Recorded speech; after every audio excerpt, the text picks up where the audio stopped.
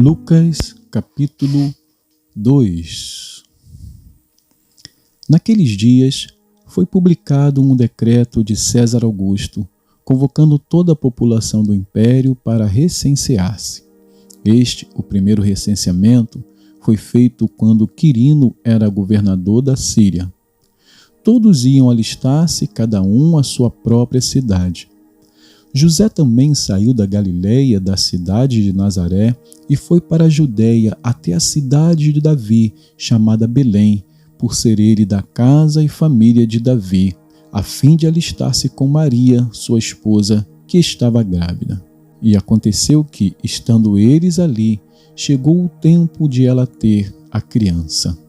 Então Maria deu à luz o seu filho primogênito, enfaixou o menino e o deitou numa manjedoura, porque não havia lugar para eles na hospedaria. Havia, naquela mesma região, pastores que viviam nos campos e guardavam os seus rebanhos durante as vigílias da noite.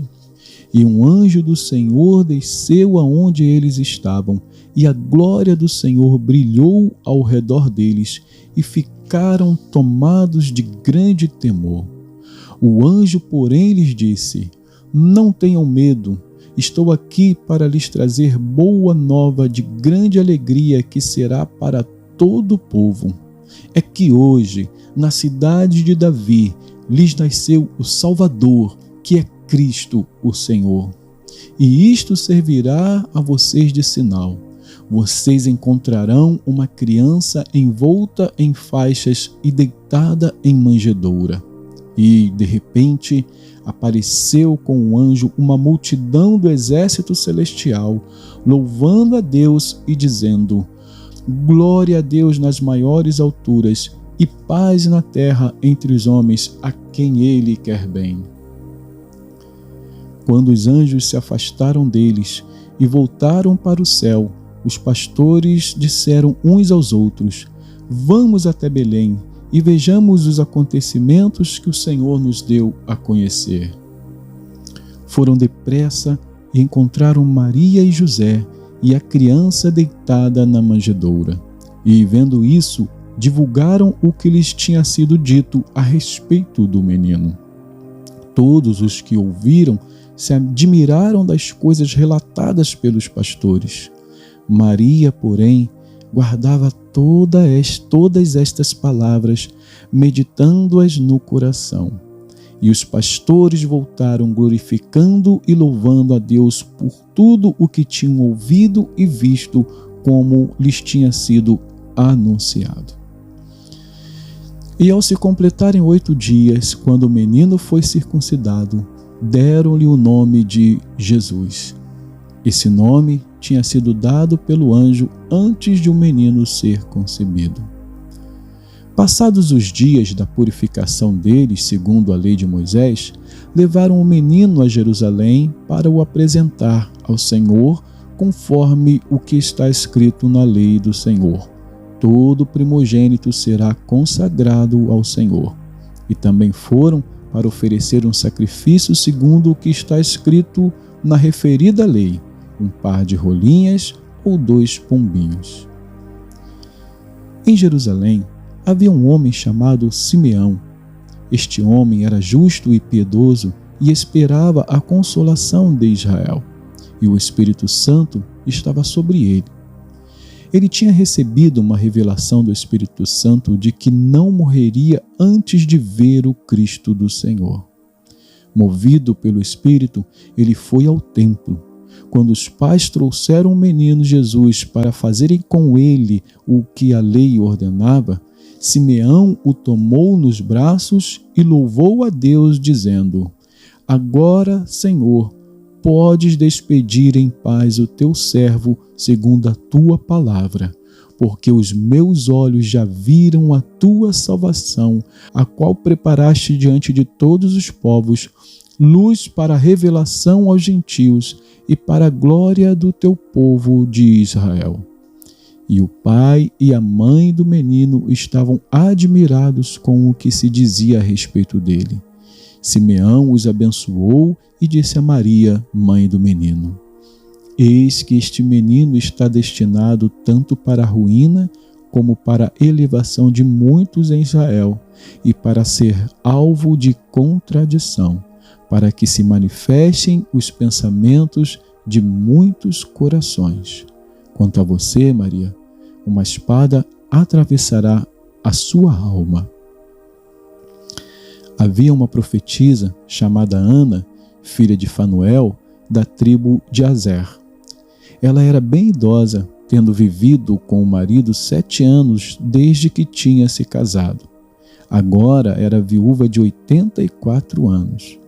Ela não deixava o templo, mas adorava noite e dia com jejuns e orações. E, chegando naquela hora, dava graças a Deus e falava a respeito do menino a todos os que esperavam a redenção de Jerusalém.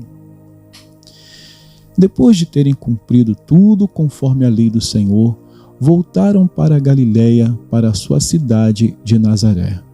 O menino crescia e se fortalecia, enchendo-se de sabedoria, e a graça de Deus estava sobre ele. Todos os anos, os pais de Jesus iam a Jerusalém para a festa da Páscoa.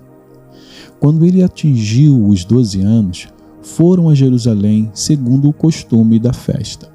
Terminados os dias da festa, ao regressarem, o menino Jesus ficou em Jerusalém sem que os pais dele o soubessem. Pensando, porém, que ele estava entre os companheiros de viagem, andaram um dia inteiro e então começaram a procurá-lo entre os parentes e os conhecidos. E, como não o encontraram, voltaram a Jerusalém à sua procura. 3 dias depois o acharam no templo, assentado no meio dos doutores, ouvindo-os e fazendo-lhes perguntas. E todos os que ouviam o menino se admiravam muito da sua inteligência e das suas respostas. Logo que os pais o viram, ficaram maravilhados. E a sua mãe lhe disse: Filho, por que você fez isso conosco?